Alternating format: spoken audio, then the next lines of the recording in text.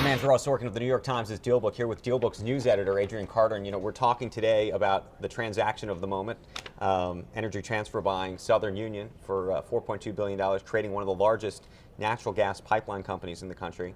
And I'm curious, is this a deal based on the idea that somehow natural gas prices are going up? In fact, it might be actually quite the opposite. Really? The CEO is actually not bullish on natural gas prices. He thinks prices are going to remain relatively low. So in that sort of environment, bigger is better. Cost efficiencies are important. Right, but we keep seeing lots of these deals. So what's driving this sort of what seems like a wave of transactions in this space? Well, one thing you're seeing, particularly in the utility space, is this added cost of regulation. So obviously you're seeing increased costs at a time when energy demand is actually relatively flat, right, which is surprising. You would think iPads are out there, new electric cars, you would think there'd be increased demands for energy or gas or whatnot, and actually there isn't as much. Right. So look into your crystal ball for a second. Given all the turmoil in the markets, a lot of people were saying that M&A was going to become dead as a result of all this. This comes out in the middle of this sort of mess in Greece.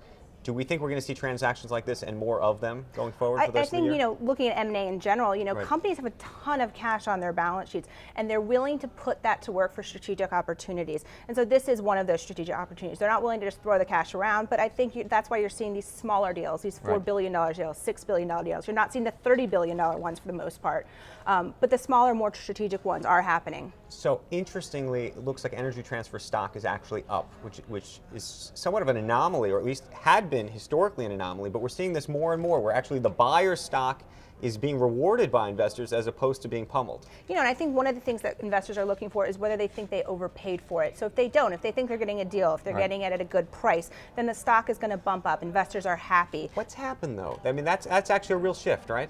Well, I think one of the things that's going on in stock is this use of cash. They have so much cash on their balance sheets. Investors are happy to finally see them putting it to work in the hopes that maybe you'll get some bump out of it. The mega deals, I think, is where you're still seeing the problem, where you're still seeing the pressure on the acquisitor side, because people are a little concerned about integration, about whether or not you're going to get the cost efficiencies. But these smaller, more mid-sized deals, investors seem pretty happy that their companies are putting their cash to work. Adrian Carter, thank you for the conversation.